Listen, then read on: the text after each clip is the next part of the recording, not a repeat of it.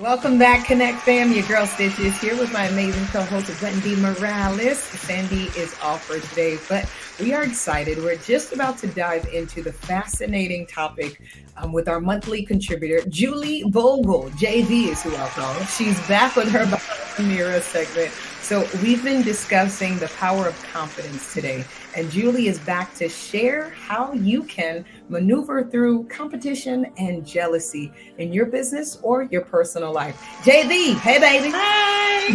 Hi, guys. It's so good to see you, ladies.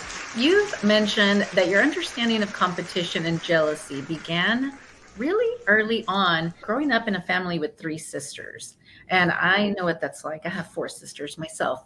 So, can you share more about your experience as a child with a mother who pitted you against one another? Yes, and it's nice to know that you also grew up with three other sisters, so you do really understand. So I am one of three sisters, and I'm the baby. I'm the youngest.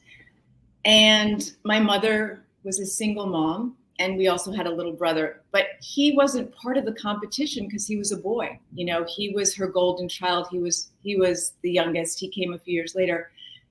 And, you know, sadly, my mother, I think, was overwhelmed. And so she didn't really have enough time for any of us. And what happened in the family, for me personally, and this is a unique situation, but it showed me sort of what could possibly happen later in life, is that she basically categorized her daughters. Like, my oldest sister was labeled the smart one. My middle sister, who's 3 years older than me, was labeled the funny one. And I got the label of the pretty one.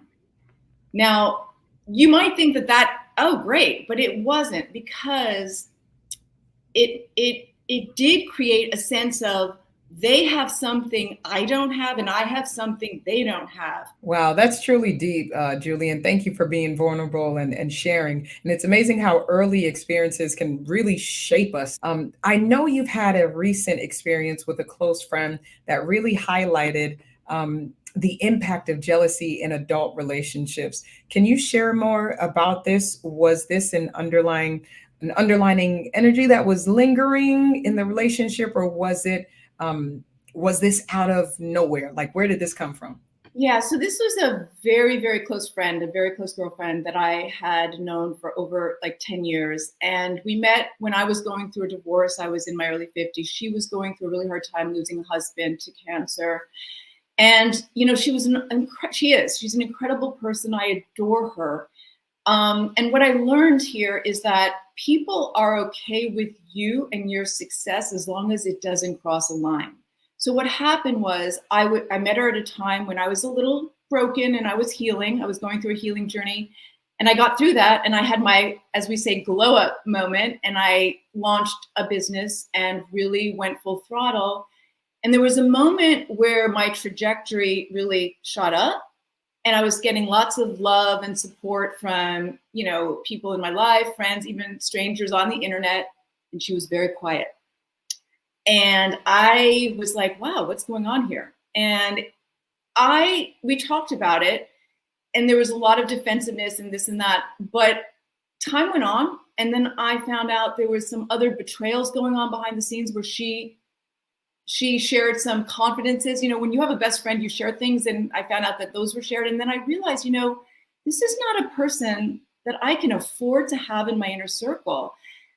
And I had to really set a boundary and let go. And it was heartbreaking. I will say on the record, I think it's much harder to break up with a girlfriend, best friend, than it is to even go through a divorce, because women, we have such a special connection, such a bond. And when that's betrayed and violated, it's even more shattering to me. And so that, you know, it was unfortunate, but I really, you know, it's a very important, and I want to say that we as women surround ourselves, and we really have discernment, who are the women that really want to see us win, who have our back.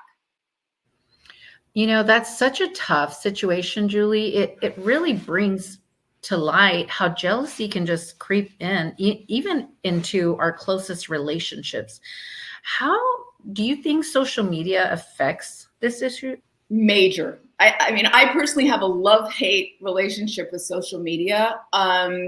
Social media is really about, okay, you know, who's winning, you know, it's like everybody's showing the best of the best. And even though we know that, we still get caught up in it, right? You know, so it's very easy to go into this compare and despair. You know, like for instance, I could be really thrilled, like, wow, I've got 40,000 followers, but then I see the girl that has 400,000 followers. And, you know, it's that feeling of it's never enough, you know, and I think we know that's going on, especially those of us who are in media, but it's really important to know the truth about it, you know, and to understand that. If you get hater comments, you know, we call them trolls on social media, like, why are women hating on other women?